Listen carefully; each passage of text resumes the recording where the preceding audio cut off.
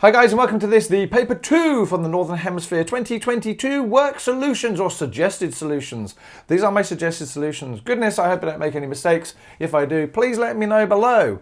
But do me a favour before you go any further, can you please subscribe to my YouTube channel? It just shows you're watching. Turn off notifications. I really have no idea how many people find this stuff useful. So if you can just subscribe, it means the world to me. Follow me on TikTok as well. It just says, hey, we've watched your video, that's all. That's all good. And there's maffsguru.com if you want to have, lesson notes and videos and all that type of stuff in preparation. Hopefully, I'll also be able to do the 2022 November exam as it comes up. But I'm going to work through each section. All right. If you're not doing a particular module, then by all means skip ahead. But fingers crossed these will make sense. All right, let's start with the core section, data analysis. The Tour de France is the most famous road bike in the world. The race length of the Tour de France varies from year to year. The histogram below shows the distribution of race length in kilometers for the years 1947 to 1998. Ooh, okay then. Calculate the number of years that the race length was between 4,200. So where's 4,200? It seemingly is here. And 4,800. Okay, so there we go. So again, I would always put on some sort of line, 4,200 and 4,800, and add those. So that's 7, that's 5, and that's 6. So when we do 7 plus 5 plus 6, I'm going to get 18 years. All right, so 18 years, that was in fact the correct answer. The distribution of race length can be approximated by a normal distribution. And the minute I see that, I tend to think, oh, okay, then fine, of 4,000 kilometers. So I tend to do a quick sketch. There we go. Whoop. So 4,000. And what did I have? A standard deviation of 350. So that's going to be 4,350, 4,700. So we go on. Using the using the 68, 95, 99.7 rule, determine the percentage years of race length was less than 3,300. Well, if I kept going this further forward, so that would be 3,300, I'd be looking at that area there. Now, in that situation, what do you need to do? You have it in your summary book. You bring up that normal distribution with all of the percentages, and what you should be able to read off straight away is that it actually becomes 2.5%. That was our correct answer.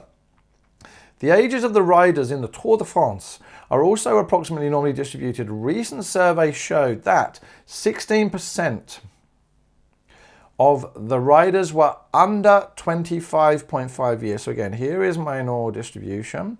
What I'm going to do is that's mu, 1, 2, 3, 1, 2, 3. So 16% of the riders were under 25.5. So I already know that there's my 25.5 because that's my 16%.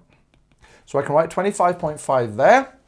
2.5% of the riders were over 33 years. So there we go. I can now say that there we go. There's 33 years there. Find the mean and standard deviation. Well, the first thing I'm going to do is find the standard deviation. Why? Because I've got 1, 2, 3 standard deviations that run between 33 and 25.5. So I did 33 minus 25.5 divided by 3 gave me 2.5. So therefore, my standard deviation was equal to 2.5. And it's important to tell the examiner that that's what it is. All right? Don't just write random numbers down and hope the examiner is going to work it out on your behalf. Knowing that, I know the difference between here and here is 2.5. So if I now do 25.5 plus 2.5, I get that my mean is equal to 28. And there we go, that would have given you your 2 marks. The table below shows data for 9 variables from the Tour de France for the years 1903 to 1912. I mentioned this in my paper 1 paper, and VCAA, I'm really sorry guys, you are inconsistent, and this is really not particularly fair. All right, so that's got me banned from ever doing VCAA marking again. The reason being is year.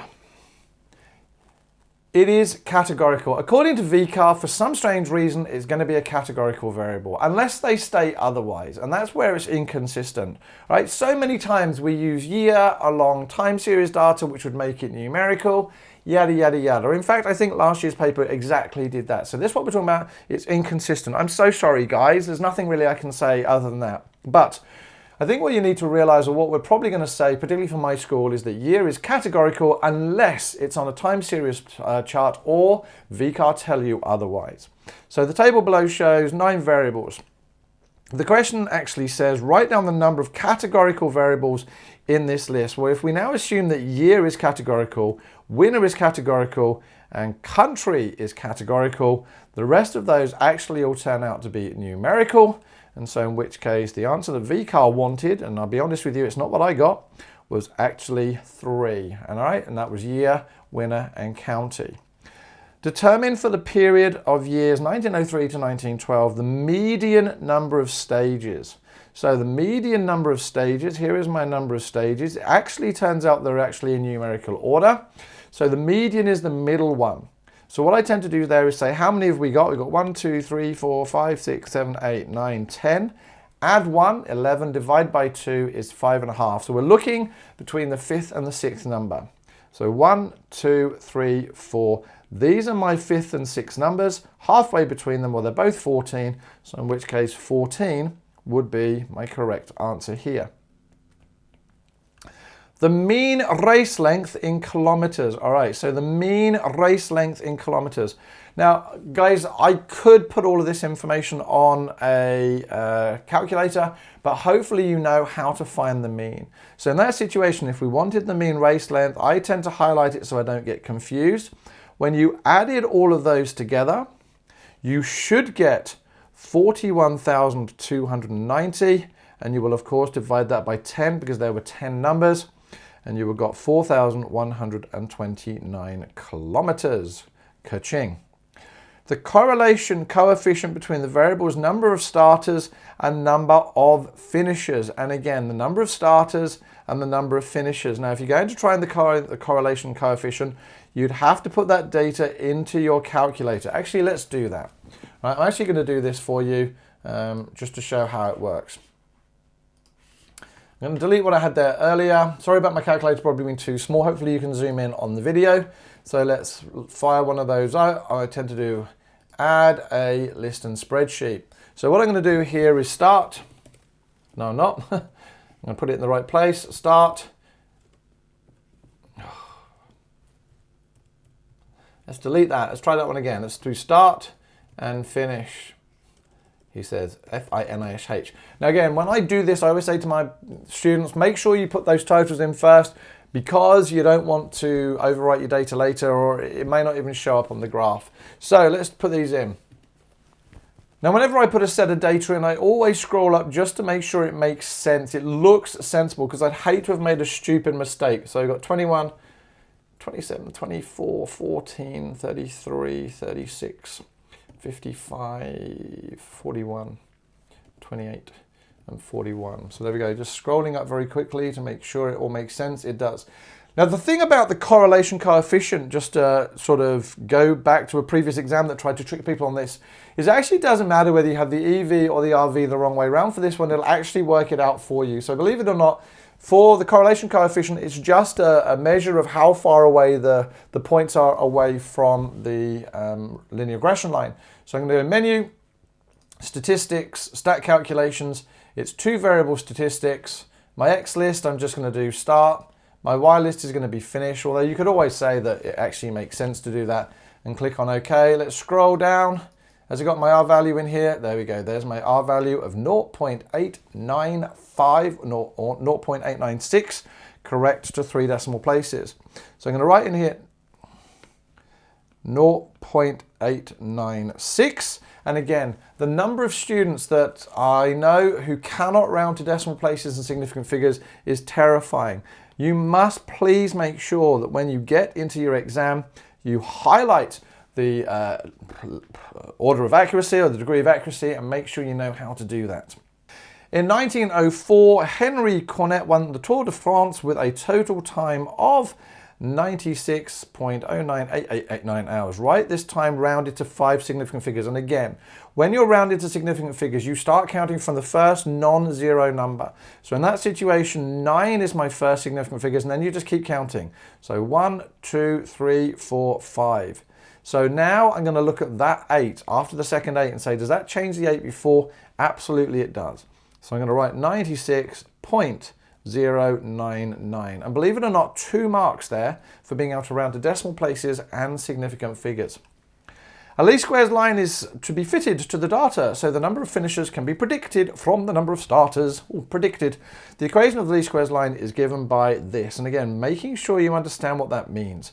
This here is my intercept, and that there is my gradient, right? Now, whenever it says interpret the slope of the least squares line in terms of it is a boilerplate, basically a sentence, you always start with on average. If you don't write that, I'm led to believe it's going to be wrong. On average, because you're predicting, all right? And then you look at, and it's always for every one, so I'm going to write that now, for every one, and then you have to say the units of this. Well, in which case it's number of starters. So for every one starter, I'm going to write here, there was. Now we look at this thing here. If that's a positive, we say increase. If it's a negative, we say decrease. There was an increase of. Then you write the gradient, 0.3648 in the number of finishers. Something along those lines. So you have to say what the EV was, the RV is, you have to say on average, you have to say for one, and then whatever your unit is, starter or whatever else, is increase of or decrease of that, all right? So in 1910, 110 riders started the race. So in 1910, 110 riders started the race and 41 of these riders finished the race. Determine the prediction error, so that's the residual, of the least squares line, or if the least squares line had been used to predict the number of finishers in 1910. So we're going to predict the number of finishers. Do we know the number of starters in 1910? Yes.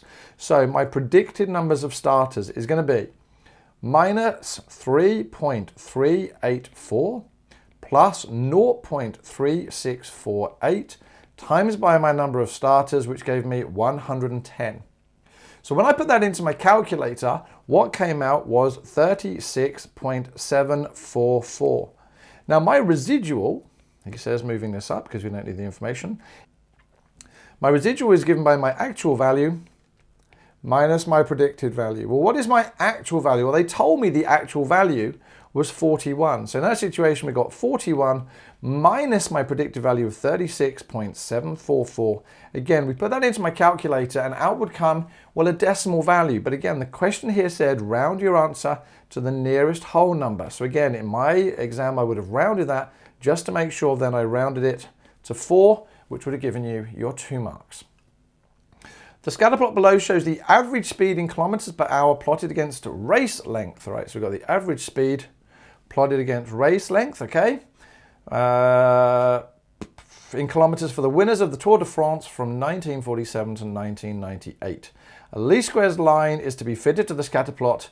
The equation of the least squares line is that. Draw the equation of the least squares line. Now, whenever they ask you to draw the equation of the least squares line, basically I always put the smallest value in and the largest value that they give me on the axis, because realistically, I believe that's the ones that the VCAA examiners are actually checking for. How are we now going to do this? Well, now we would use my prediction. So I now am going to say, well, I've got a race length of 3,200. So what do? Well, I'm going to put that in 3,200 and I'm going to work out my predicted average speed. Now, when I did that, I got my coordinates of 3,200, comma, and again, I just put it into my calculator. I got 39.88 out.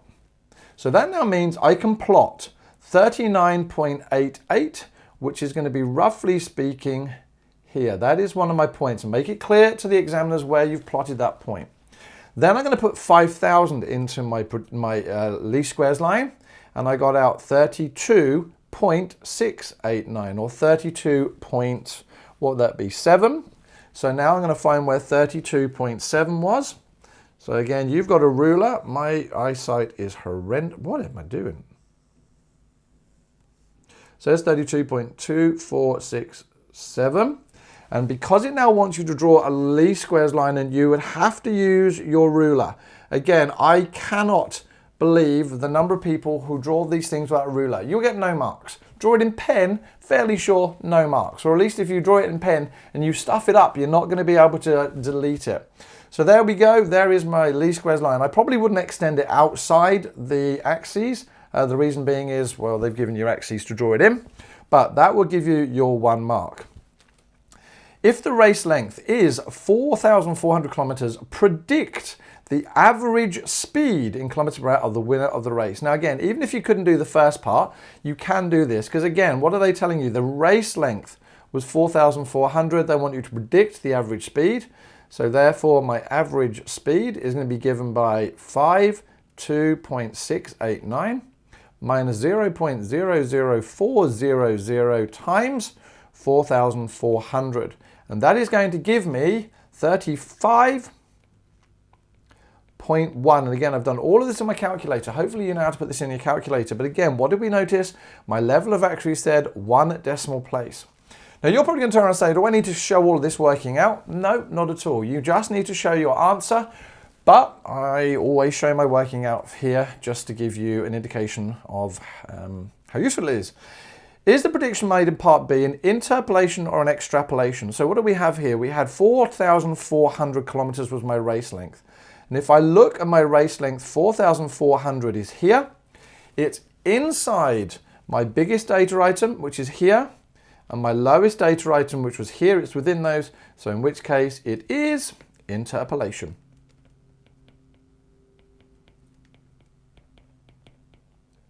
All right, brilliant. Next section, the residual plot associated with fitting a least squares line to this data is shown below. Now, whenever I see a residual plot, what am I thinking? Is it linear? Is it not linear? Is it, there's a pattern, isn't there a pattern? The residual plot can be used to test one assumption about the nature of the association between average speed and race length. What is the assumption? And actually, they just wanted there, did you understand why we were using a residual plot? And it is because we're testing the assumption of linearity. All right, so there is my assumption, there is my test for linearity. The residual plot supports this assumption. All right, so if it's linear, that's telling us that our residual plot is random or there is no clear pattern.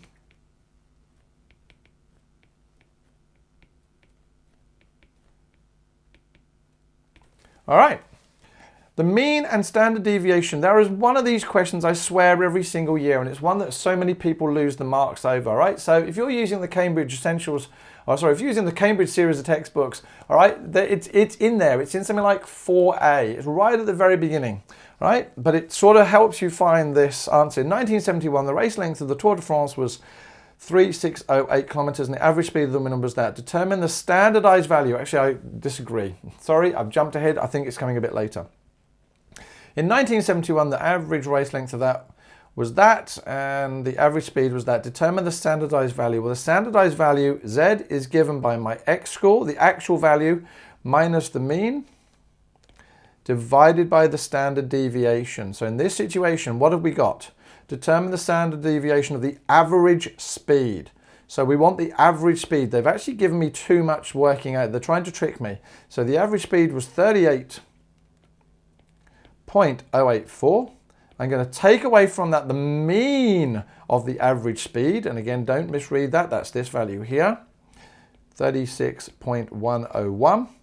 And I'm going to divide that by my standard deviation of my average speed, which was 2.1389, which when I put it onto my calculator, it gave me 0.927. And again, why am I rounding to 3 decimal places? Because the question says round to 3 decimal places. All right, next one, determine the percentage of variation in average speed explained by the variation in race length. Now, actually, that does very much come back to my previous table. And again, going to what we had before, we actually know that the slope of my equation is given by the slope of my regression line equation is given by R times SY divided by SX. Now, that's the average. So the slope is given by R, which is my value of the Pearson's correlation coefficient, times the standard deviation of whatever's on the Y, divided by the standard deviation of whatever's on the X. So in this situation here, my R value would be given by the slope times the standard deviation of the x value divided by the standard deviation of the y value. All I've done is move that up and divided by that to give me my new formula. Right, do I know the slope of the equation? Yes, I just read it. So it was minus 0.00400 times by the standard deviation of my x values again. The standard deviation of my x values was basically 406.08. 406.08 divided the standard deviation of my y values, which was 2.1389. Now I'm just going to run out of space here because that's giving me my r value. And my r value comes out to be 0.759. Now interestingly, there are 2 marks for this question. So they would want to see appropriate or sufficient working out. And I'm fairly sure this is what they'd want.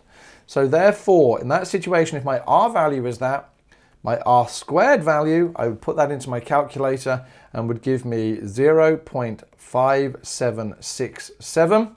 But because it wants the percentage, we'd have to times that by 100, which would give me 57 point, and it wants it to 1 decimal place, 7%.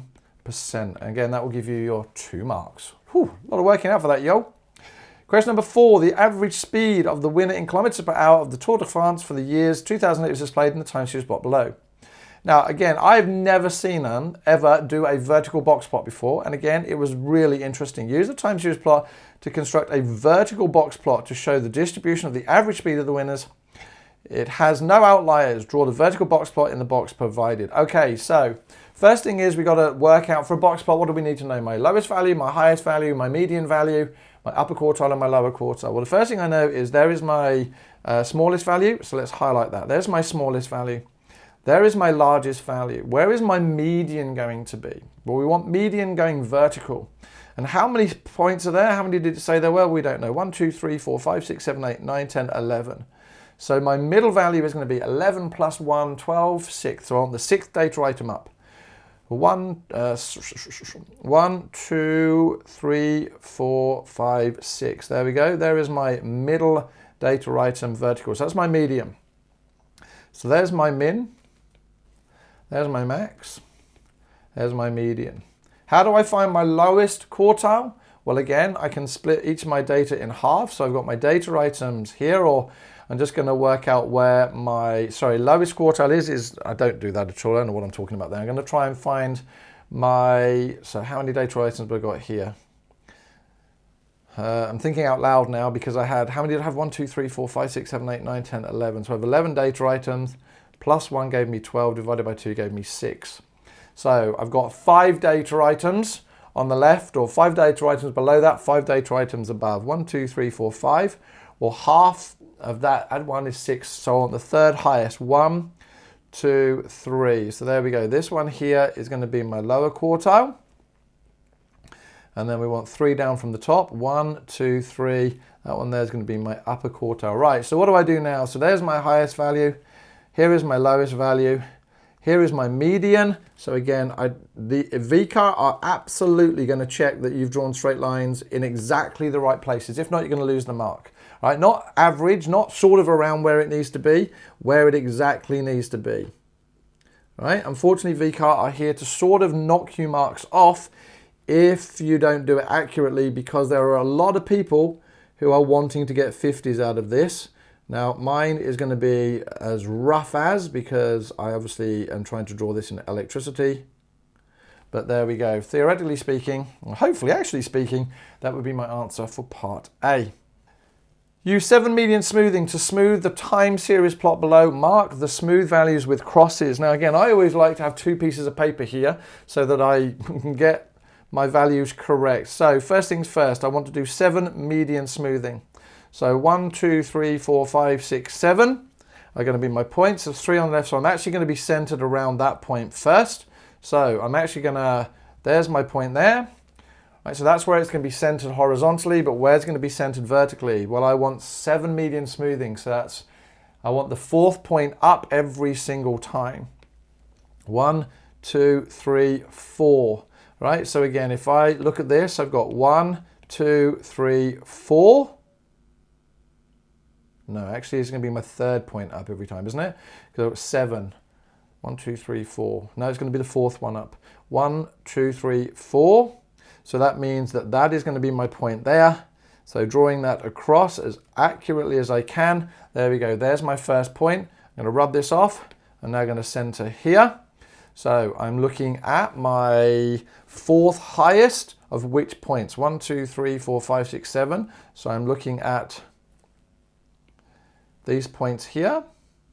So I'm looking at my fourth highest. So 1, 2, 3, 4 is going to put that one there. This is why I like to do this using a rubber, because highlighting makes my life much, much easier. So again, what have I got now? I've got these 3 points and those 3 points, and looking at the fourth highest one from all of those. So I've got 1, 2, 3, 4. So actually in that situation, this one falls on the cross. Now I'm going to have trouble rubbing out that highlighting. Oh, actually worked. There we go. Centered on that one there. So I'm looking at 1, 2, 3, 1, 2, 3. So again, let's look at the bottom points. So I'm looking for the fourth one up from there. So we've got 1, 2, 3, 4. So I'm imagining this one here is going to be there. And again, let's rub those out. And then the last one. This is really tediously time consuming. All right, so 1, 2, 3. So let's see where we've got these ones. 1, 2, 3. So we've got 1, 2, 3, 4. So as far as I'm concerned, we're going to be somewhere around here. And there we go. So having done all of those, what would I now do? I would join them all together. And again, that there would have given you your 2 marks for your correct answer. Now again, that was actually the last part of the question for the core data, and let's now move on to recursion and financial modeling, part of my favorite really. Barb has recently become the owner of a gymnasium. Sounds like hell to me. Gymnasiums, no thank you. At this gymnasium, membership fees are paid monthly. Aren't they all?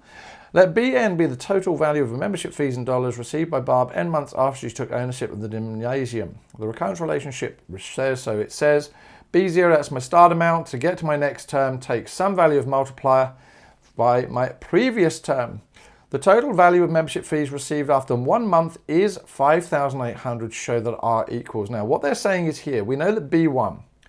So B1 is equal to R times B0. Well, we know that B1 is equal to, what was it, 5,800. That's going to be equal to R times B0, which is 4,000. So therefore, my R value is 5,800 divided by 4,000, which gives me, what did it say we wanted? 1.45. Now, a word of warning here, guys. A show that question requires the working out. You cannot just do 1.45 times 4,000 equals 5,800. That's never going to be paid out.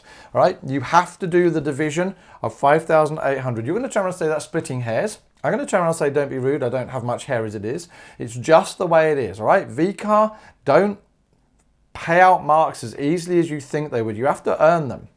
Showing recursive calculations, likewise, showing. A lot of people don't know that that actually means you've got to show the full calculation for every single step. Show the value of B3. So you have to start with B0 is equal to 4,000. You then go B1 is equal to 1.45 times 4,000. You put that into your calculator, you get 5,800. It already gave it to you. There we go. You have to write that full expression. You then go B2 equals 5,800 times 1.45. You put it in your calculator and out comes 8,410. B3 is equal to 8,410 times 1.45 is equal to 12194.5. Now you're going to try to say that's a lot of work for 1 mark. Absolutely. And a lot of people aren't going to do it. And that's where the people get the high 40s and the 50s. Because don't whinge about it, just do it. That's what it's looking for. That's what you're training yourself to do. Anything that says show that, you've got to show every single tiny piece of working out. After how many months will the total value of the membership fees first exceed $50,000? Well, again, in that situation, I just fired up my CAS, because it made life a lot easier. So let's close this down from a previous part of the question. Let's do this. Right, so what I did was I did 4,000. I put that into my calculator, 4,000. And I just use a sequence times 1.45. So let's see, 1, 2, 3, 4, 5, 6, 7. There we go. 7 times 7 months.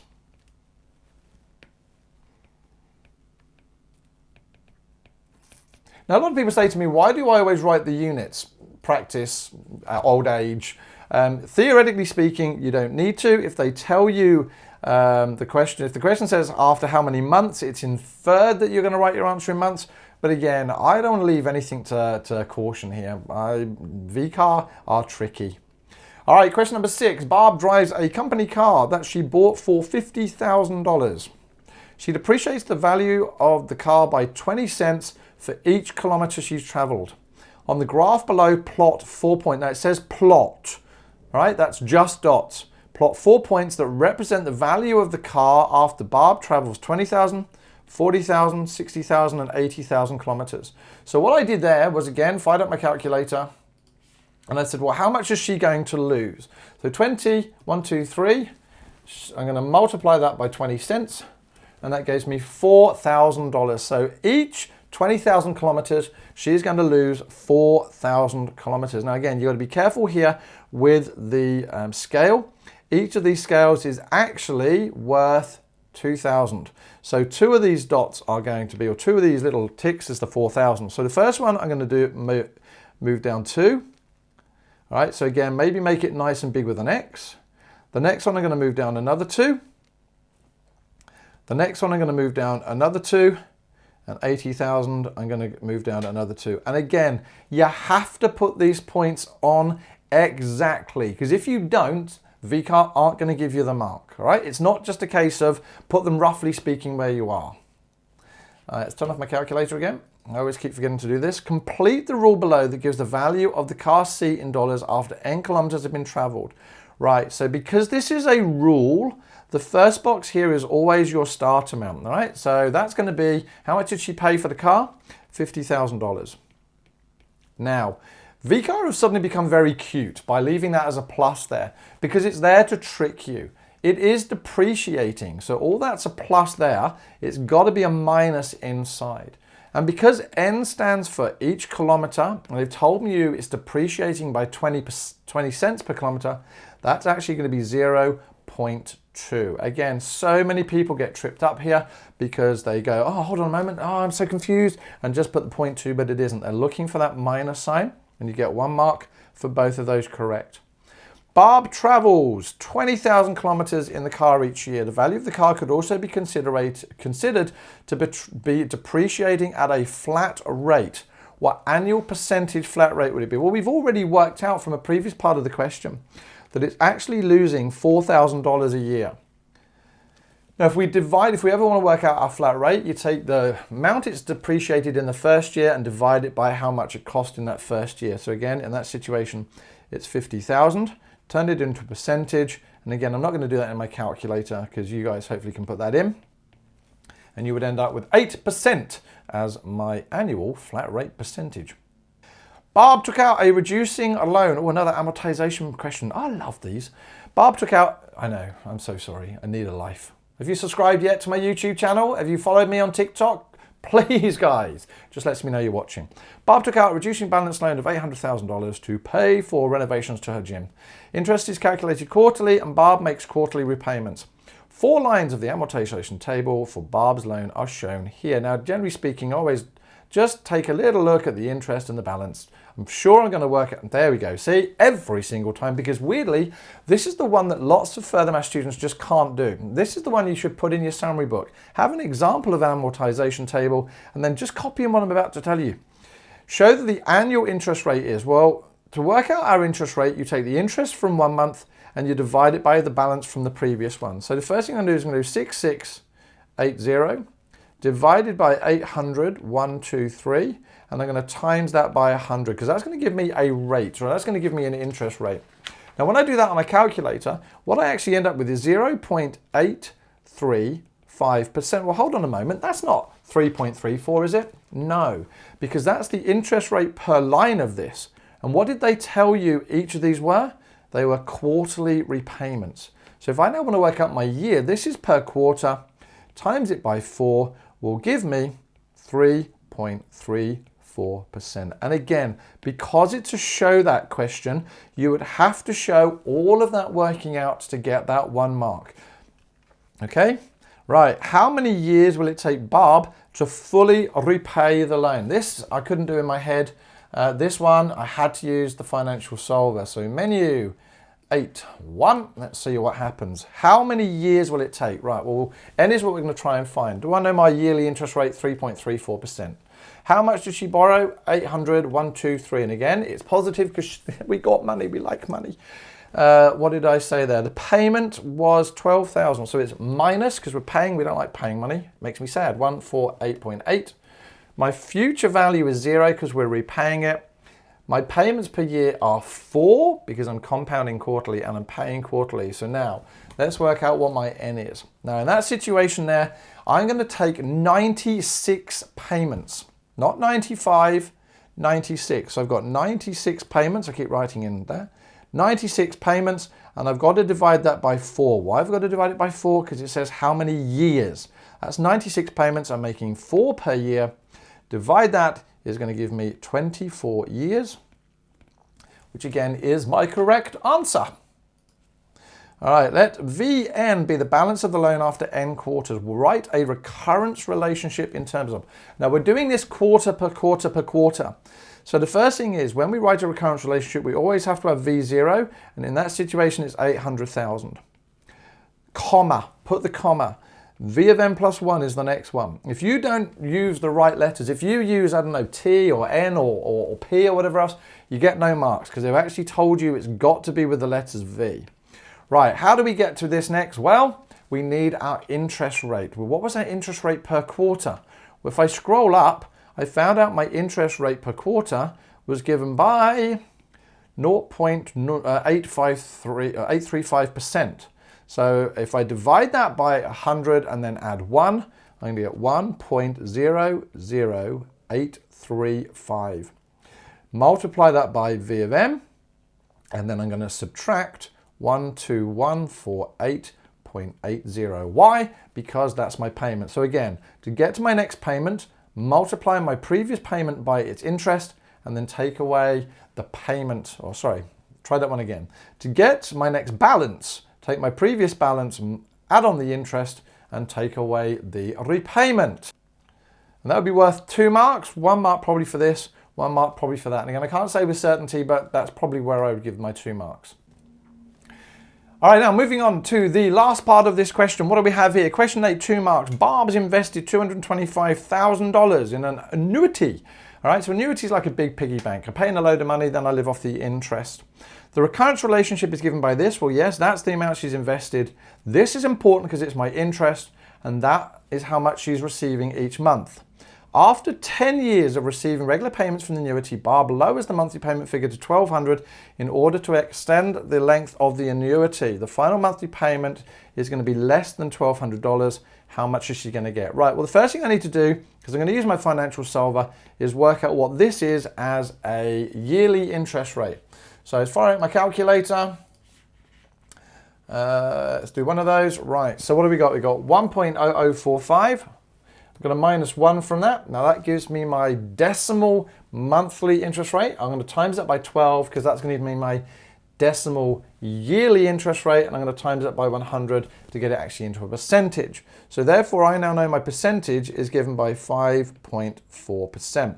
I know that the payment is $1,500. So let's fire up my financial solver and let's see what we've got here. So we've got 10 years of 12 payments. My interest rate was 5.4%, minus 225,000. It's minus because she's invested, she's given money. Payment is $1,500, positive because she's getting it. She's doing 12 because it's monthly, and in which case, I now know that her future value, so I know after the 10 years, she's got do it every single time, 147,657.80. 0.65 left. That's after 10 years, but now she's going, well, hold on a moment, I'm changing my figure. So I'm now going to go copy. That becomes my new principal value, but again, it's almost like she's starting again, make that a minus. She's reducing that to 1200, and now she's having a final value of 0. So I need to work out how many more payments she's going to have, and that's going to give me, right, so basically, she's going to have 179.69 more payments at $1,200. Well, okay, she's going to therefore get 179 payments at 1,200. What is she going to end up with for her last payment? Well, I tend to now say, well, let's work out how much her annuity will be worth after 180 payments. Because realistically, they'll have overpaid her. And when I do that, she's actually, that minus sign means she's going to be overpaid. So she's going to be paid, rather than the $1,200, she's going to be overpaid by an amount of $368.99. So $369. Well, that means then she's going to do the 1,200 minus that $369 means she's going to be overpaid by $831. How many marks is that worth? 2 marks. Again, a lot of work for those type of questions, but actually sort of worth it. Well, that's the end of this section. These are the core modules done. If you can, subscribe to my YouTube channel, sign up to my TikTok, go over to mathsguru.com. We've got videos and downloadable notes and so much else. And otherwise, hopefully, I'll see you in the module videos. All right, take care. See you in a minute.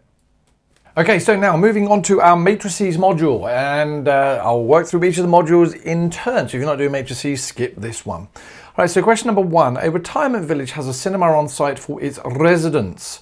The cost of one cinema ticket depends on what time of day movie is playing, morning, afternoon, or evening. Matrix C represents the cost of one ticket in dollars for each ticket type. Okay, interpret the value of element C31. So 31 means third row, first column, that one there. So $7. So in that situation, I would be writing the cost of an evening cinema ticket is $7. Now again, sorry about my handwriting, but it is important in this situation you make note of the number. I'm telling you, please make note of that number. Don't just say 7. You've got to give it context because it is the cost of an evening cinema ticket. So you notice here I said the cost of an evening cinema ticket is $7. Pretty much all of that is going to be required for you to gain that 1 mark. One day the cinema sells 20 morning tickets, 45 afternoon tickets, and 62 evening tickets. Write a matrix calculation using matrix C and a row matrix to show that the total value of the tickets sold is. Now, because it's a total value, we want a 1 by 1 as an output, right? So again, I want a 1 by 1 as an output. Now, what have I got? I've got here matrix C. If you remember matrix C, what is that? That's a 3 by 1. So I've got a 3 by 1. And what would I have to multiply that by? That would have to be a 1 by 3. So let's just check if that works. Do I have a 1 by 3? That's my row. So I need my 1 by 3 to multiply by my 3 by 1. So that's just working out that I could have done on the side. So in which case I want my row matrix of 20, 45, 62. And I'm going to multiply that by 4.5, 5.5, and 7.0. That's going to become equal to 771.50. It wanted the matrix calculation to show that the total value of the 3 ticket types would be that. As far as I'm concerned, that would give you your 1 mark. The total value of each ticket sold on this day could be determined by multiplying a 3 by 3 matrix called RC by matrix C. So if we now just pencil in matrix C, just so I've got some context, 4.5, 5.5, and 7.0. Let's put my zeros in. All right, so let me see on the total value of each ticket type. Well, we knew that there were 20 tickets sold for the morning. Well, this is our morning, so we only want to multiply that by 20. We don't want this and we don't want this. So if I multiply across my rows, I only need a number in here. The rest of these have to be zeros. So in this situation, that would have to be 20, 0, and 0. Because again, if you remember, we go across and then down. So that 20 is now going to multiply by there. I had 45 evening tickets, so I only want to multiply 45 by that. So that would have to go in the middle, and then 62 would have to go here. And there we go, that would give me my 1 mark. Right, looking at question 2, or moving on to question 2. There are 6 locations in the retirement village: administration cinema, fitness centre, library, pool, and a residential block. These locations are connected by a number of paths. Matrix W shows the locations are directly connected by paths. Which location is directly connected by paths to more locations than any other? Well, in which case I'm just looking for the sum of the column being the highest. Well, this one here would have to be 3. This would be 3, 2. That would be 4, 2, and 2. So in which case the library in that situation has 4 connections. So my answer would be library. When matrix W squared is calculated, the element in row L, column R, is equal to 2. Write down the paths represented by this element. That means L to R, there are 2 different routes to get from L to R. So we have L to something to R and L to something to R. All right, so those are 2 routes. So the question is, where does L go? Well, L goes to A. But does A go to R? No, it doesn't. So it's not L to A. What else we got? We got a C. Does C go to R? It absolutely does. So one of those now is going to be C. What else have we got? So L also goes to F. Does F go to R? No, it doesn't. So L and P. Does P go to R? It does. So then that would have to be P. All right. So in all of these questions, I know it sounds stupid, but it's about interpreting the matrix and understanding what it means. Okay, in matrix W plus W squared, that's the 1 step plus the 2 steps.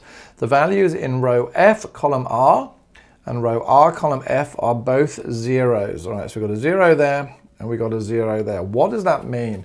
That there are basically no 1 step or 2 steps paths linking fitness and residential. So that's actually what I'm going to write. Okay, so again, for that 1 mark, you would have to make reference to the idea that there are no 1 step or 2 steps. That tells the examiner you understand what it means by W plus W squared. And again, linking fitness and residential, making note of the fact that you know that F stands for fitness and R stands for residential. Question 3. Every day, each of the 450 residents in the retirement visit choose between daily activities in one of the 3 locations: cinema, pool, library. The regular transition matrix T shows how the residents' choices change from day to day. So again, we've got today and tomorrow. So those who choose the cinema today, 35% of them will choose the cinema tomorrow. Those who choose the pool today will choose the cinema tomorrow, and so on. An equivalent transition diagram is drawn below, but is incomplete. Complete the transition diagram. All right, so first things first, if we look, we're looking for C to P to go in that box. So C to P is 50 or 0.5. And again, it's important in this question to realize that these are given as percentages. So 0.5 would be 50%. What's the next one? All right, so then we've got this one here that says from C to L. So C to L is 0.15. So again, that would be written as 15%. And then what have we got? What's the last one? We've got this one here, which is from P to C. From P to C is 0.1. So I'd write that as 10%. All right, nice, lovely. We like that one. That was 1 mark. Let S represent the state matrix that shows the number of residents who participated in activities in each location n days after January the 1st. So again, let me see. If we understand this, that's my initial state matrix. 100 people used the cinema, 260 used the pool, and 90 used the library. Was that what it was? Pool and library, yep. All right, and again, here is my transition matrix. So to go from one to the next, you just pre-multiply by the transition matrix. The matrix relationship is used to predict the daily participation at each location is. Now, unfortunately, the VCAA paper then goes on to the next page. So I'm going to have to go on to the next page. Complete matrix S1 to show the number of residents participating in activities at each location on the 2nd of January. Well, in that situation there, we're going to have to use my calculator. So we're going to fire up my calculator. Let's Let's close this one down. All right, so we don't want that on there anymore. So do you want to save changes to document? No, and I'm going to open a new one. All right, so what do I want? I want a 3x3. So I'm going to do a 3x3 there. And what are my values? He says trying to read them off, so bear with me. 0.35, 0.1. All right, so having put that in to my thing, I always tend to then store that in a variable, and I'm going to call it t. So control store t, because you never know, I might need that a little bit later on. So what am I now going to do? I'm going to do t, and I'm going to multiply it by, what do we want here? We want a, how many rows do we want? We want a 3 by 1. And that was given as 100, 260, and 90. Hit enter, and out comes the values of 70, what was that there? 264, and 116. Cool, thank you very much, Mr. Calculator, greatly appreciated. Right, how many of the 450 residents participated in a different activity on January the 2nd than they participated on the 1st of January? Now, the way I did that was probably slightly different. In the sense of, I looked at the number of residents who stayed. So as we can see here, right, we got 35% of the people who did cinema stayed with cinema, 65% who did the pool stayed with the pool, and 40% of the people who did the library stayed with the library. So in that situation, scrolling up, I said, well, 35% of the pool stayed where they were, sorry, the cinema. So it was 35% of 100 people. I had 65% of the people who did the pool stayed at the pool, and that was 260 initially. And what did I have then? 40% of those who did the library stayed at the library, which was 90. Now, when I worked all that out on my calculator, it told me that basically 240 people stayed doing what they wanted to. Well, then when I did 450 minus 240, that gave me that 210 people changed what activity they were doing. How many residents are expected to choose to participate in activities in the library on the 5th of January? Oh, okay then, so we want it on the 5th of January. Well, what have we got?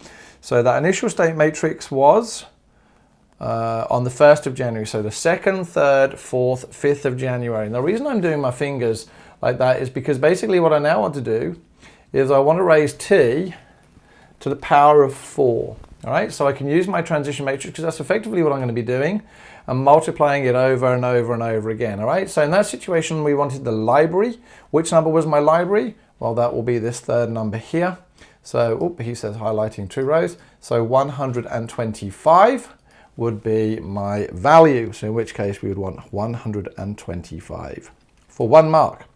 Moving on to part E of the question, in the long run. Okay, so long run tells me I want to do my transition matrix to a really high power. How many of the 450 residents are expected to change their activity location from the cinema to the library each day? Now, I know that the transition matrix says that to go from the cinema to the library is 0.15, all right? So 15% is going to change from the library to, from the cinema to the library. So what I actually did now is I fired up my calculator, and I've gone, right, okay, we can do this. So I'm actually going to do t to the 100, and I'm going to multiply that by the initial state matrix.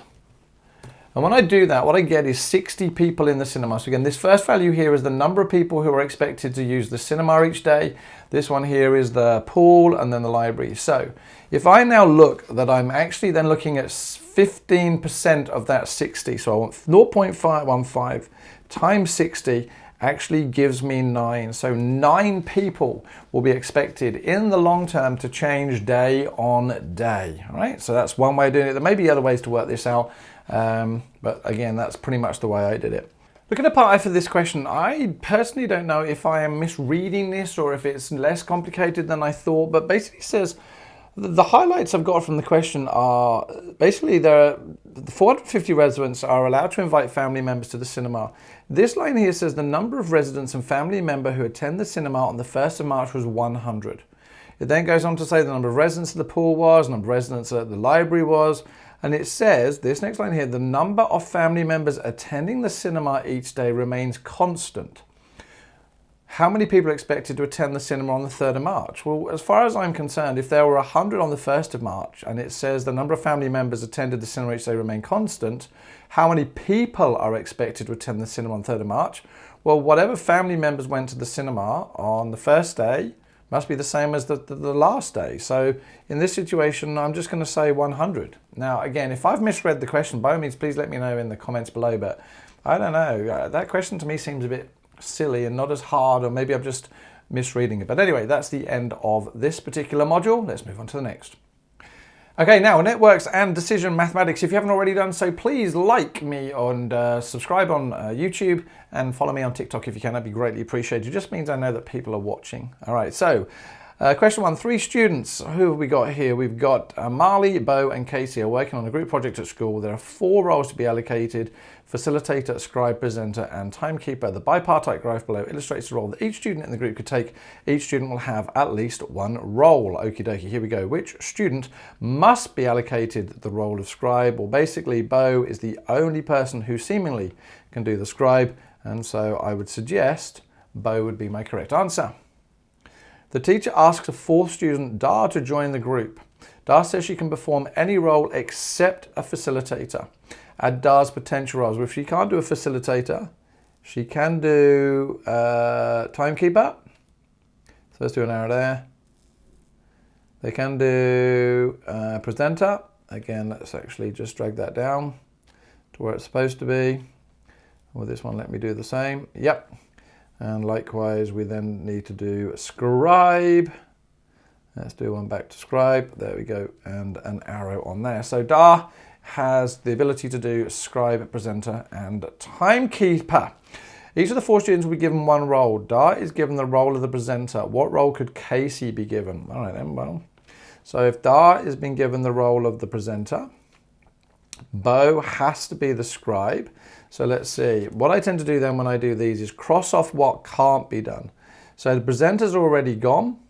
So presenter can't go to Casey. Is there anyone else? So Dar has got the presenter.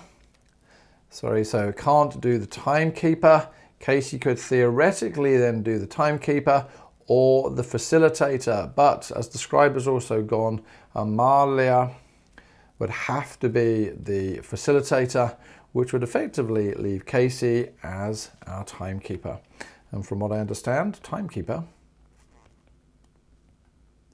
was our right answer. All right, so there's my timekeeper. 4 students, A, B, C and D, live near the local library and their school. The adjacency matrix below shows the row connections between their homes, the local library and their school. The incomplete network diagram below shows the row connections between A, B, C and D's home and the local library and their school. The edge represent rows. Use the adjacency matrix to complete the network diagram. All right, so basically everywhere there's a 1, there is a connection. So if I scroll this down just a little bit, A to B has 1 connection, we've already got that. A to L has a connection, we've already got that. A to S has got a connection, we've already got that. Now let's look at B. B to A, we've already got that. B to C has a connection. So therefore, I'm now going to connect those 2 together. There's B to C. And again, for some reason, that won't do that. So there's B to C. What else have we got? B to L is a connection. So there's B to L. And what else have we got? B to S. So there's B to S. And that basically just continues. C to B has got a connection. We've already got that one. C to D has a connection, so let's add that one on. And then C to S has a connection, so we can add that on as well. What else have we got? And again, important here to use a ruler, all right? The examiners get really upset with people who don't use rulers. D to C has a connection, already got that one. D to L has a connection. Oops, let's just undo what I've just done there. So what have we got? D to L has a connection as well. And there we go. And as far as I'm concerned, that is in fact my correct answer. A paper business, P, supplies paper to the school, S, the local library, and 4 other businesses. The network diagram below shows the connections between these locations. The edges represent the connecting locations. The number of the edges indicate the distance in kilometers between locations. Awesome. Last Monday, a delivery driver left from the paper business and delivered paper to the school, the local library, and 4 other businesses. Okay. He returned to the paper business with all his deliveries were complete. The distance he travelled was 50 kilometres. What is a route that the driver could have travelled? So he's left P and he's travelled 50 kilometres. All right, so again, I did this by trial and error. And I said, well, okay, P to S, and he must have gone then to T. It would make sense to go to V, and then U, L, W and P. And actually by luck, when I did that the first time, that all added up actually to 50. So by doing that, I had to say the route was P. You had to start with P, all right? To S, to T, to V, to U, to L, to W, to P, all right? So that was basically done by trial and error, but I just worked my way around it. A new business X is added. X is connected to W by a road of 5 kilometers. So actually, again, by luck, I thought, well, let's just put X here.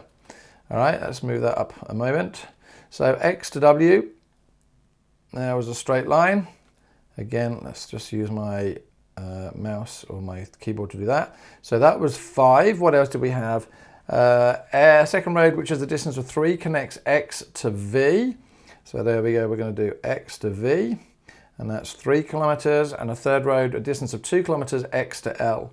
So there we go, that's going to be 2 kilometers. Complete the network diagram below by adding the new business. And again, that was actually correct. Now, we then go on to say he says easily not. This Monday, the delivery driver will leave from the paper business P and deliver again to the school, the library, and those other businesses, now including X. He will return to the paper business when all of his deliveries are complete, and he wants to travel the minimum distance possible. What is that minimum distance? Well, again, starting at P, I said, well, 5 is shorter than going to S. Then where would I go? Well, I wouldn't go to V because that would be 9. It would make sense to go to X next. It would make absolute sense to go to L next because that's 2. Now, the trick to this question was it didn't say that you couldn't repeat edges. So that meant you could repeat edges. And what I did then was go back along the 2. It made much more sense to do that to get to V than try and get to it in any other way. And then I did V to U, U to T, T to S, and S to P. And then when you added all of those together, remembering that you had to do that twice, then you actually ended up with the correct answer of 46 kilometers, right? I think a lot of people messed this one up because they didn't realize you could repeat the edges, okay? It made much more sense to do that. Oh, here we go. Question 4. The staff at the local library are planning to upgrade the facilities. The project will involve 10 activities A to J, and we've got our activity, a table. All right, we've got our immediate processes table. Table 2 shows the earliest start time and the latest start time for activity A and B and C. The EST for activity C and the latest start time for activity B are missing. Use the information in table 1 to complete table 2. Now again, to be brutally honest with you, I had absolutely no interest in doing that. All right, lots of people probably turn around and go, oh, okay then, I can do that. I tend to actually look ahead in the exam. And when I did, there we go. I actually already had the network out. So what I basically did then was I started drawing on my boxes. And having drawn out my boxes, I just basically forward scan and backward scan. So that was 0, that became 2, that became 3, and that became 3, and that became 3, because they were all leading off this dot here. 3 plus 4 gave me 7. 7 plus 3 gave me 10. So I put a 10 here just to see what happened. What did I have here? So 3 plus 7 also gave me 10 along D. And then so I had to choose 10. So H would be 10. That gave me 13 there. So what have I got now? Let's just see. So 9 and 3 gave me 12. I want to go that way. I want the biggest value, so it's going to be 13. So that's going to be 13. 13 plus 7 gives me 20. And 20 plus 3 gives me 23. So forward scanning, that gave me that. And then backward scanning, and again, don't worry about it if you've got a different way, that's fine. 20, and that becomes 13. So 13 minus 3, so hold on a moment. 13 minus 3 gave me 10, that had to be 10. Where are we now? I'm just going to move this one actually to over here for the moment. 10 and 10. So what have we got here? We've got 10 minus 3, which gave me 7. And then 10 minus 3 gave me, 10 minus 7 gave me 3. All right, so let me see, where do we go now? 13 minus 9 gave me 4. And then what do we got? Oh, geez, we got a choice. Oh no, we're going to get down here. So what do we have? 7 minus 4 gives me 3. So I've got a choice here of 3, 3 or 4. We would choose 3. 3 minus 1 is 2. 2 minus 2 is 0. There we go. So as far as I'm concerned now, I can go back to my previous question and said, well, what's the latest start time of B? It's 2. What's the earliest start time of C? It's 3. So I filled that in as 2 and 3. Job done. Okay? Didn't seem particularly challenging once I did part B. What is the minimum? Oh, hold on. Activity G is missing from this network. Okay, so basically it now wanted G. If we look at G, its immediate predecessors were D and F, and it had a duration of 8. So what I'm going to do is actually move this back, because I now know G has an immediate predecessor of, what was it? I'm just having a look again, D and F. Well, D and F is here, and so J basically can only happen when G is finished, so in which case it is going to be, my line is going to be there. Now I know that's drawn a curve, actually that's quite nice actually, so I'm going to do G, comma 8. Now what that means is that all my values are now potentially going to change. What is the minimum completion time in weeks for the library upgrade? Okay, so again, I'm going to delete these and let's redraw my boxes on. And again, there are undoubtedly people now who are screaming at me from before going, no, no, no, you haven't read the context of the question. It changes, it changes. That's okay. Happy to make mistakes. All right, so there we go. So we've got G of 8. So we now know this starts at 10. 10 plus 3 gives me the 13 there. All right, so that has to be, what do we have? 9 plus 4 is 13, so it's still going to be 13. 13 plus 7 gives me 20. And I've got to look here. So we've got earliest start time of this one is 10. 10 plus 8 is 18, so we're going to count that as 20, and that's still going to be 23. So backtrack that, that's going to be 23. 23 minus 3, 20. 20 minus 8 gives me 12. 20 minus 7 gives me 13. And then that's 13 minus 3 gives me 10. 13 minus 9 gives me 4. And we go back to where it is. So in that situation, the minimum completion time for this project, I think, is 23 weeks. And that actually turned out to be the right answer. A change has been made to 2 activities in the project. One activity has its duration increased by 3 weeks. Second activity has its duration, which is greater than 3 weeks, decreased by 3 weeks. So one's going to go up by 3 and one's going to go down. The overall completion time for the project does not change, which would suggest that it's got to be somewhere on our critical path. All right, so where is our critical path? Well, here. It would appear that we can go either this way or this way, and then we're going to come down here and along there. Okay, so interesting. All right, let's see what we can change then. So one activity has its duration increased by 3 weeks, another. Identify all the pairs of activities that could have their completion times changed. For each pair identified, specify which activity would have an increase and which would have the decrease. So it's got to be on the critical path. So in that situation, bearing in mind we're looking at a pair that are on the critical path that aren't necessarily going to change anywhere else or be circumvented by anything else, I would suggest the first one is here, is C and F. All right, so I can have C and F. In that situation, because it's got to be greater than 3 to have an increase, we're going to say that F is going to be increased and C is going to be decreased. So that's the first one. I think that one probably was fairly simple. So we're going to do an increase F and decrease C. All right, let's see another one. We've got another couple on here that will be able to change. Right, well, we could theoretically change I and J, could we? No, because in that situation, this will change something, so that 8 will actually change. So what I'm suggesting is we could change these two here, all right?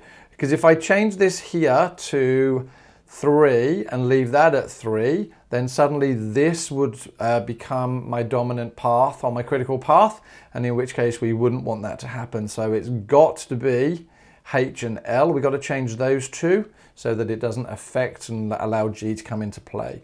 So H and, I think I said L, I mean H and I. So we're going to increase H and we're going to decrease I. And there we go, there were my 2 marks. And that there is the end of this module. Let's move on to the next one. Okay, and welcome to Geometry and Measurement module. This, if you haven't already done so, like, subscribe, and follow me on TikTok. Again, it just says that you have watched the video, and that actually means the world to me, just being able to do that. Greatly appreciated if you could. Geometry and Measurement. All right, the French national flag consists of 3 colors, blue, white, and red in vertical stripes. The area of each stripe is 1/3 of the total area of the flag. Okay, good to know. One French flag, flag A, has a width of 100 and a length of 150. All right, so I'm going to say width of 100, length of 150. Calculate the area in square centimeters of the blue section of the flag. All right, so if we only want the blue section of the flag, do I know the dimensions of that? Well, that's going to be 100. And this is going to be 1/3 of the 150, which gives me 50. So therefore, I'm going to do 100 times 50, which is going to give me 5,000 centimeters and squared. Okay, so 5,000 centimeters squared.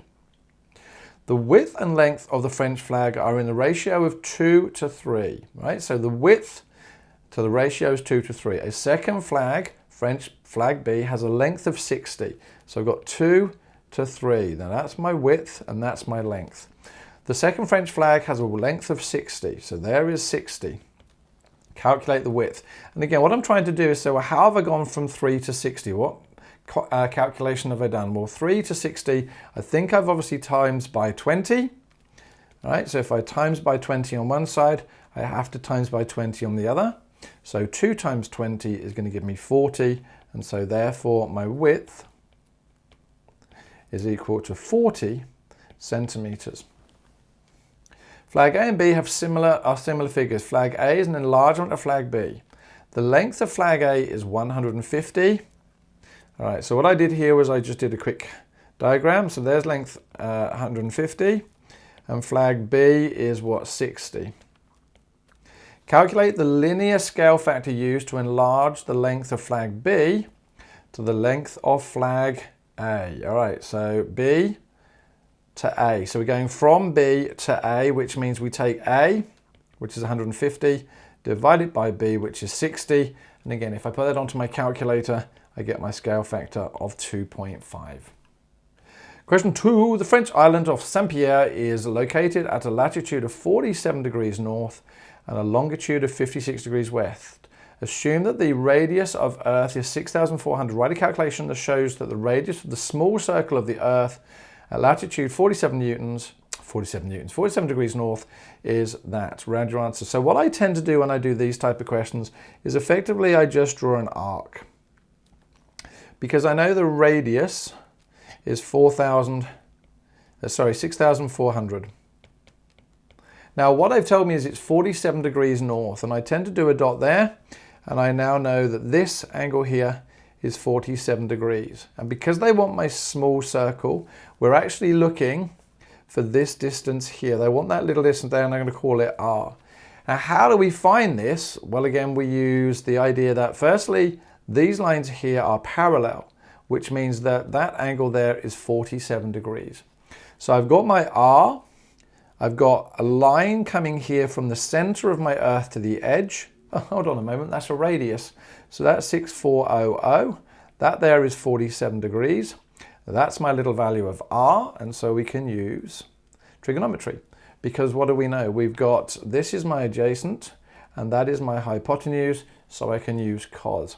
So having done that diagram, what I now know is that I can go back to here and say that the cosine of 47 is equal to R on 6,400, or R is equal to 6400 times the cosine of 47 degrees. And again, it says write a calculation that shows that's what they're looking for you to do, but then don't forget to finish it off and write 4365 kilometers. All right, and again, this is a fairly standard question from what I understand from this particular module.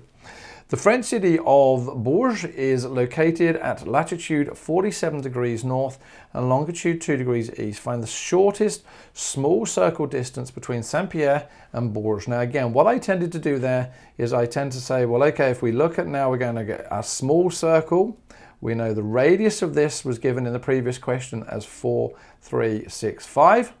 We know that this here, now if I look at the latitude, I know that one is what? 56 degrees west. So if I look at drawing a dotted line here, this angle there is 56 degrees west.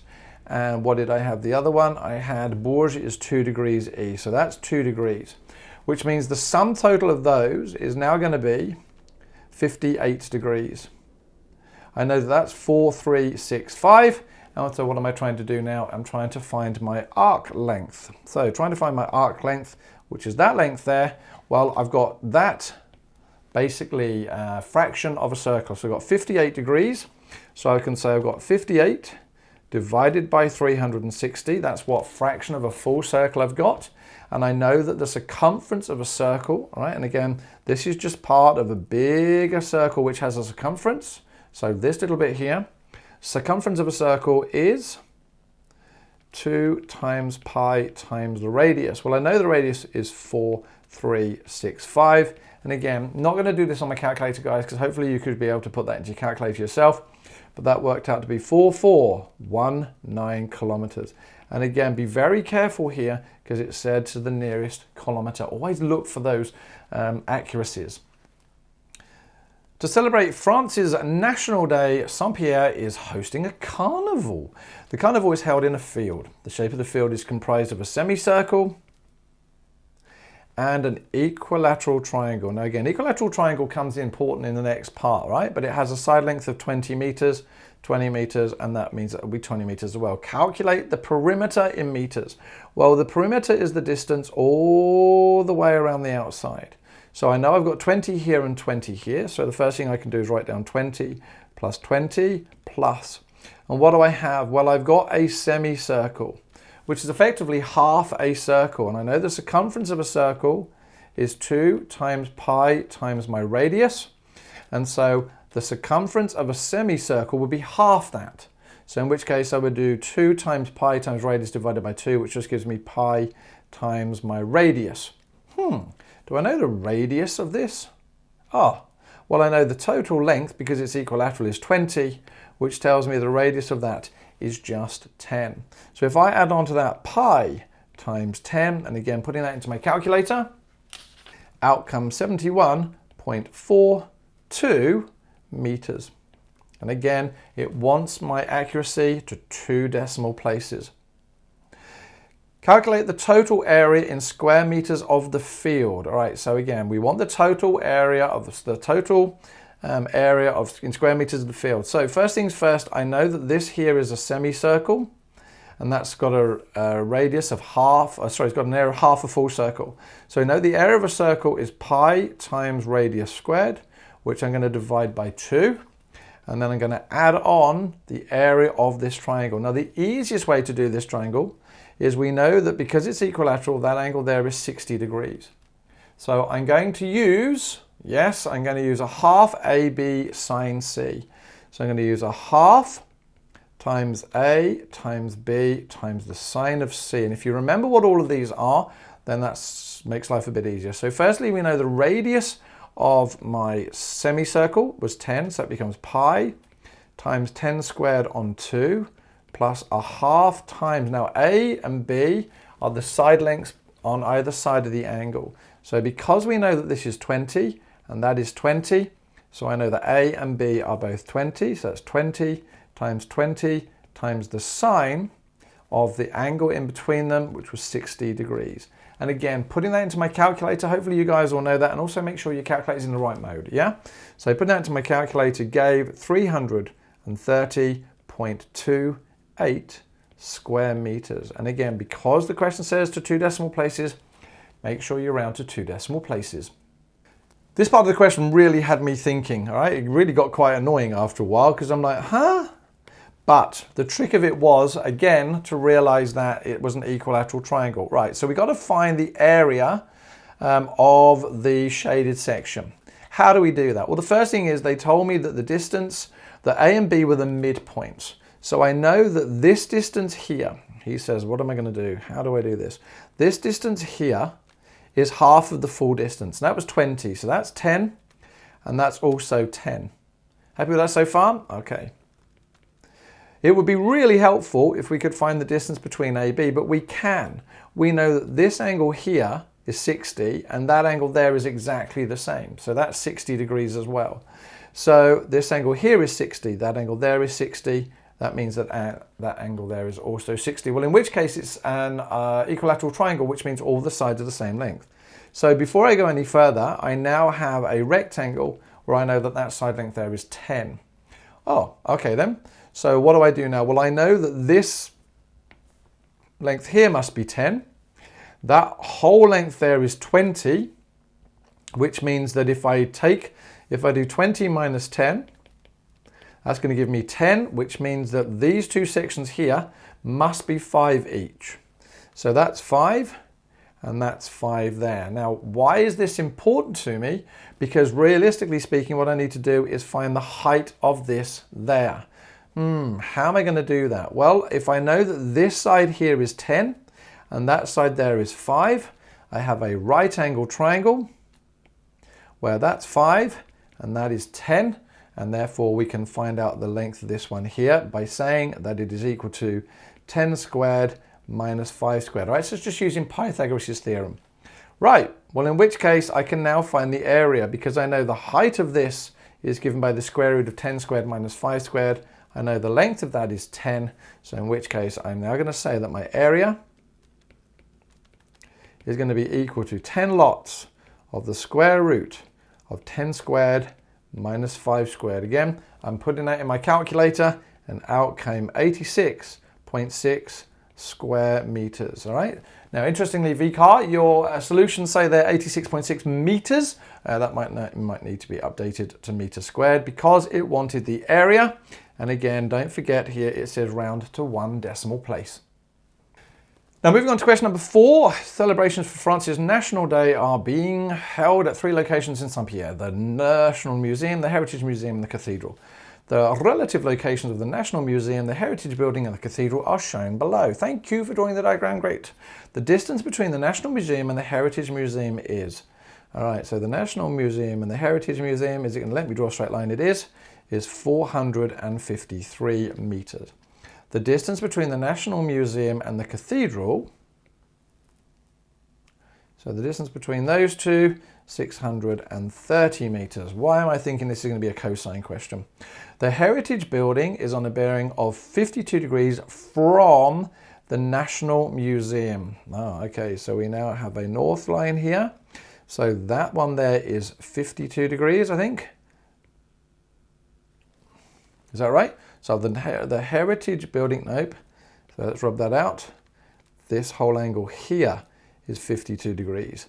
The Cathedral is on a bearing of 42 degrees from the National Museum. So we know that this angle here is 42 degrees, which would suggest that that angle there is 10 degrees. That might come important because I've now got an angle between two sides. The Cathedral, we've done that one. Calculate the distance in meters between the Heritage Building and the Cathedral. Yep, there we go. This is a standard cosine question because we've got two side lengths and an included angle. So let's move that up for a moment. So we now know, therefore, that c squared is going to be 630 squared, so one of the side lengths, add the other side length, minus 2 lots of the side lengths multiplied together, times the cosine of the included angle. So just checking I've got that right. Yep. That, when we put it into my calculator, gave me a c squared of 40,000.4307 ... and gave me a c value of 200 kilometers. Again, to the nearest whole number. The question was quite clear, to the nearest whole number. So 200 kilometers. Now what I'm actually going to do is, therefore, I'm going to write that on here for the moment, just in case it's useful. It says, calculate the bearing of the Cathedral from the Heritage Building. So the bearing of the Cathedral from the Heritage Building. So there is my north line. it wants me to find this angle here. Whew, how am I going to find that angle there? Well, hold on a moment. I know the angle here is 52 degrees. And I know that this is co-interior angles. So I can now actually find this angle here as 180 minus 52 degrees, which, when I put that into my calculator, gives me 128 degrees. Now, that's still not helped me, but if I was to be able to find this whole angle here, then would I be able to find this little angle here? Yes, because I'd be able to take away 128. And now, lo and behold, we have a sine rule question, or no, actually we can use the cosine rule. Right, so again, we can use the other version of the cosine rule to give me that whole angle there. You could use either. So I obviously previously used the cosine rule that told me the cosine of the angle that I'm looking for, which is basically going to be this whole angle here, is given by, let's call it theta, is given by 453 squared plus 200 squared minus 630 squared. So again, you add together the two that it's got and take away the opposite one. And you would divide that by 2 times 453 times 200. Now, when I put that into my calculator, just the right-hand side, I got sort of minus 0.83714, which gave me that whole angle there worked out to be 146.86 degrees. Is that my right answer? Nope, because if you remember, that basically is this whole angle here is 146. We already had 128 there, so I'm now going to have to take away the 128. So therefore, my bearing is going to be equal to 146.86 minus 128. And again, it wants it to the nearest degree. So it wants it to the nearest whole degree. And again, when I put that into my calculator, it gave me 19 degrees. But that is not a bearing. A bearing has to have 3 digits. So it'd be 019 degrees for 1 mark. And there we go. That's the end of our geometry section. I quite like that. That wasn't particularly bad. Now we're going to move on to, oh yes, linear. If you're just joining me for the linear section, welcome. If you can, please subscribe to my YouTube channel and like any of the videos. That would be greatly appreciated. And follow me on TikTok. Again, it just lets me know that you're watching, and that means huge amounts to me. I know for you, you're probably sitting, he's a loser. I am a bit of a loser. I'm sorry about that, but it's greatly appreciated if you could. Graphs and relations, last module of this particular paper. Question 1, 3 marks. San line offers air travel between destinations in Australia. The price of each flight includes a surface fee of $60 plus 40 cents per kilometer traveled. The price of flight P in dollars is to travel n kilometers is given by this. Now that's up to 400 kilometers, useful later.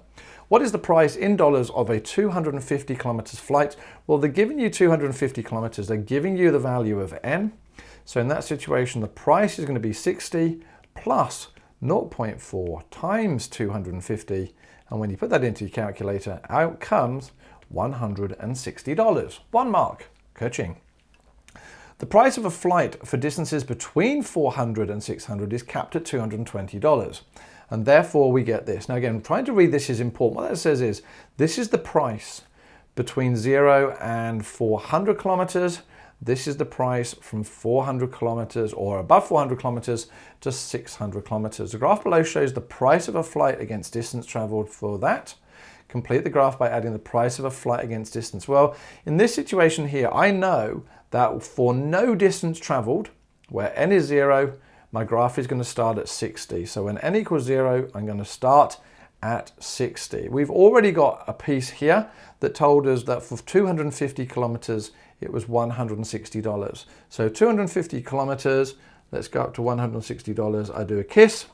And then what I'm going to do is effectively join those together. And what actually happens is if I extend that line properly, it joins beautifully to the next one. All right, so there we go. That would have given you 1 mark. Again, has to be in pencil, has to be with a ruler. If you don't use a ruler, you will lose the marks, which seems ridiculous for something that is so, in many cases, simple. Due to an increase in fuel costs, San Airline will restructure its airfare pricing for all flights up to 600 kilometers. Okay.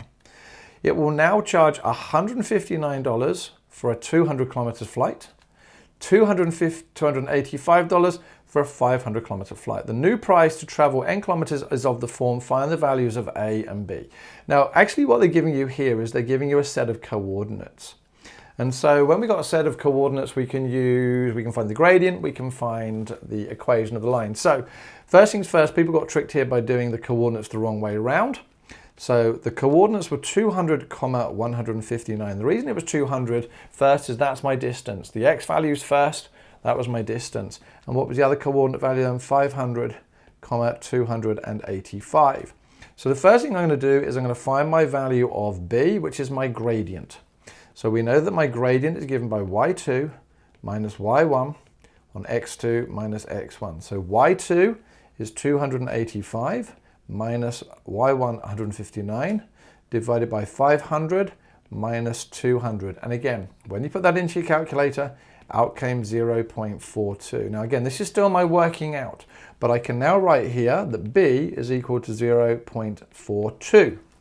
How do we find the value of a? Well, knowing the gradient, we also know that y minus y1 is mx minus x1, all right? So that's the equation of a straight line when we know one coordinate of the gradient. So again, y minus, now y1 I used basically this first coordinate here, and my y1 was 159. So y1 is 159, the gradient we already worked out as 0.42.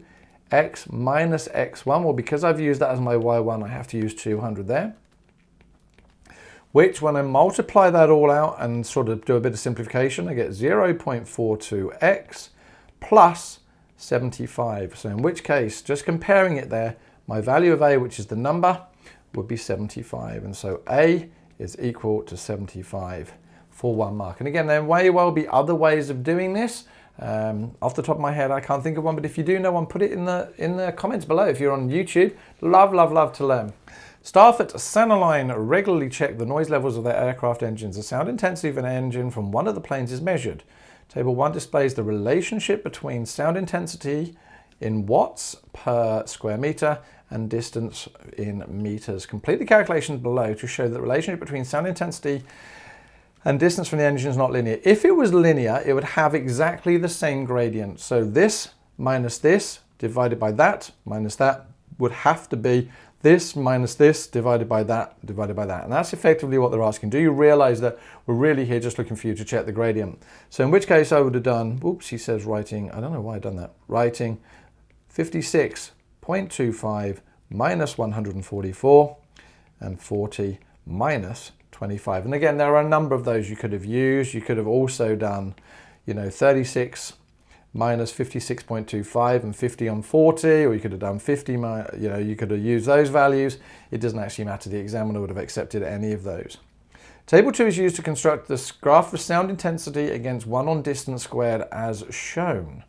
All right, so there we go. What's the question? What's on the next page? The next page of the question says, on the graph on this page, plot the point that relates to the sound intensity at a distance of 20 meters. So it wants us to actually plot this point on the graph. So first thing, 1 on distance squared. Well, that means I've got to put into my calculator 1 on 20 squared. Now again, hopefully you are able to do that, but when I did that, I got 0.0025. And it wants me now to plot that point. What am I got? I've got 3 coordinate values. What am I going to plot? Well, I want 1 on distance squared against sound intensity. So I want this value here and this value here. And I'm actually going to highlight them so that I don't make any silly mistakes. Right, all right. So what I've got, 0.0025. Well, that's nice and easy now to find on my graph. And I'm going to go all the way up that line. He says doing it absolutely accurately. And I want it at 225. Which is going to be that point there. Again, when you do these type of things, make sure your points or crosses are really, really clear to the examiner. And there we go. What did we have to do? We just had to plot the point. The equation sound intensity equals k on distance squared, where k is the constant of proportionality, describes the relationship between sound intensity and distance from the engine. Determine the sound intensity in watts per square meter at a distance of 75. Well, the first thing I've actually got to do here is I've got to find my value of k. And as it turns out, my value of k is the gradient of my graph. So my gradient of my graph can be found by basically doing any of those 2 points. But I may as well use this one here because I've got my rise as 225 and my run of 0.0025. So if I put that into my calculator, when I do 225 divided by 0.0025, I actually get my gradient, or in this situation, let's change that to my value of k, is equal to 90,123. Right, so now we can use this because it wants us the sound intensity. So my sound intensity is my value of k. Again, I'm taking this from my equation here. My value of k, which is 90,123, divided by the distance. They gave me the distance so that's distance squared. They gave me the distance of 75. 75 squared, which again, when you put that into your calculator, actually comes out as something really, really nice, as 16. All right, Sans Airlines sells, I'm about to say steals. God, my voice is going, my head's going. Sans Airlines sells meals on board its flight. The cost in dollars of producing N meals is given by, so again, this is the cost of producing effectively one meal. You can have that as each meal. On one flight, the airline sold 200 meals at the regular price, and it sold 100 meals at half the regular price to passengers who had a discount voucher. The airline was able to break even on the sale of these 300 meals. Determine the regular price of a meal. All right, so let's actually say the first thing we know is that profit is equal to revenue minus cost. Okay, so how are we going to do this? Well, we know that the cost of doing 300 meals. We can find the cost of doing 300 meals because we've got the formula here. So if I put in my calculator 3.5 times 300 plus 900, that comes out to be $1,950. So we know it's $1,950. What's the profit? Well, there isn't any profit because the question also says there that actually it breaks even. So when you break even, it means there is no profit. What is my revenue? Well, they don't tell me the cost of a meal. So I'm just going to say, well, let's the cost of a meal be X. And they sold 200 meals at full cost and 100 meals at half the cost. So half the cost would be X on 2. Well, I know I can simplify that now to give me 50x because 100 divided by 2 is 50. And 200x plus 50x gives me 250x. So that's how much they made in revenue if x is the cost of a meal. So 250x minus 1950. Well, I can put that into my calculator as 250x is equal to 1,950, or just dividing it if I could, I'm going to get the cost of $7.80 for a meal. All right, now that seems quite challenging for that question, but hopefully if you know profit equals revenue minus cost, and it comes up ever such a lot in exams, then you should just be able to sort of put in what you have. All right, here we go. Question number 4. This is the last question of this particular section before my voice gives out. Sans Airlines transports cargo in large and small containers. Small containers have a base area of 2, large have a base area of 3. Okay. There is 100 square meters of floor space available. The number of large containers on each plane is no more than twice the number of small containers. Each plane must transport at least 5 large containers. Let X represent the small containers. That becomes really important. I'm actually going to write that out again so that it's in my head. X is small and Y is large. Okay.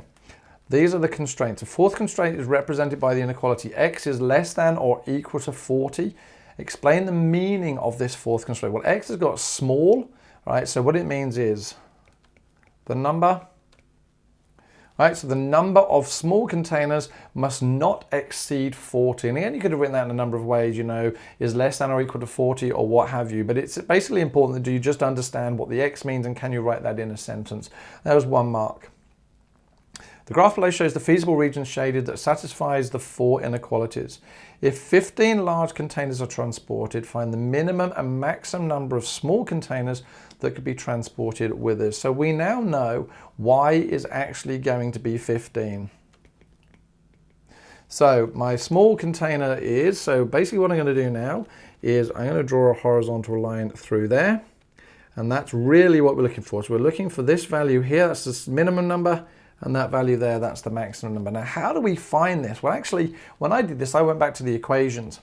And what we remember, and I'm going to write them here as well, was 2x plus 3y had to be less than or equal to 100. We had y had to be less than or equal to 2x, and y had to be greater than or equal to 5. Well, in this situation here, I knew that y was equal to 15. And so I just substituted it into this equation here.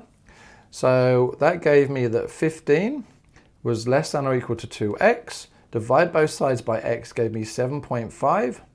Well, x is basically going to be greater than or equal to 7.5. And because x has to take a whole number value, then as far as I'm concerned, that there had to be 8. Right? That was my minimum number.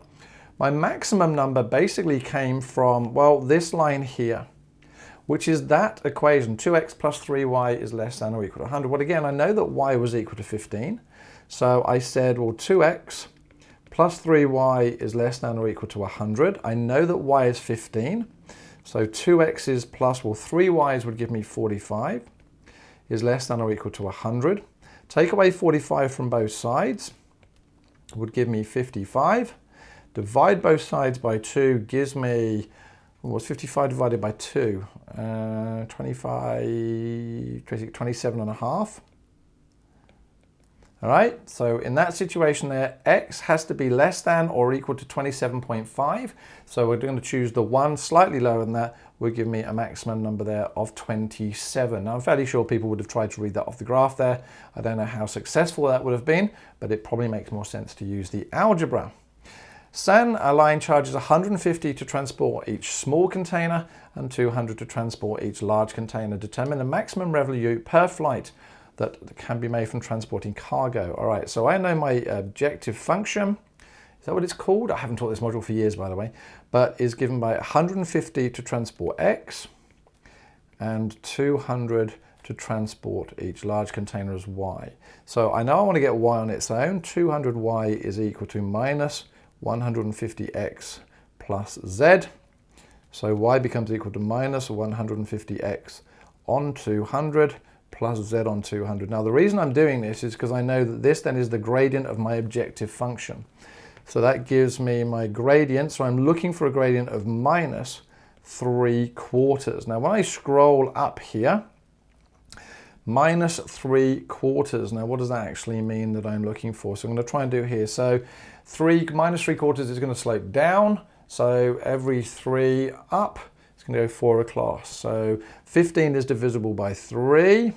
So, and 20. So I think that there has a gradient. So if I draw a line between 15 there and 20, that's going to give me 3/4. So basically I'm going to try and draw a straight line between those. Beautiful. I'm going to try and extend it if it will give me that opportunity to extend it. And let's draw it a bit further out. There we go. Now what I'm going to do then is just do my sliding rule if it's going to let me. There we go. And what am I looking for? I'm looking for the maximum revenue. So I'm trying to see where that hits my maximum point. And there we go. As far as I'm concerned, that has hit this point here, which is x equals 40. So there we've got x equals 40. So I now know that my number of x must be equal to 40. So if I've got x equals 40, what does that actually mean? I've got to try and read off. Well, again, I can try and read off my value here, or I can just once again use that I've got 2x plus 3y is less than or equal to 100. So 2x plus 3y is less than or equal to 100. Just checking that that's actually hit that right one there. Yep. And again, I've got x equals 40, so that's 80 plus 3y has to be less than or equal to 100. So 3y is less than or equal to 20. Divide 20 by 3 is going to give me 3, 6, 9, 12, 15, 18. So it's going to give me 6 and something like 2/3. Right, so y is going to be 1 less than that, or it's going to be less than or equal to 6 and 2/3. So in that situation, y would have to equal 6. So we've got 6. Now again, determine the maximum revenue per flight. Well, I would now take those pieces of information and work it out. So therefore, my revenue would be equal to, we got 40 small ones, and they told me the small one there was 150. So 40 times 150 plus 6 times 200. And when we do 40 times 150 and 6 times 200, that gives me $7,200.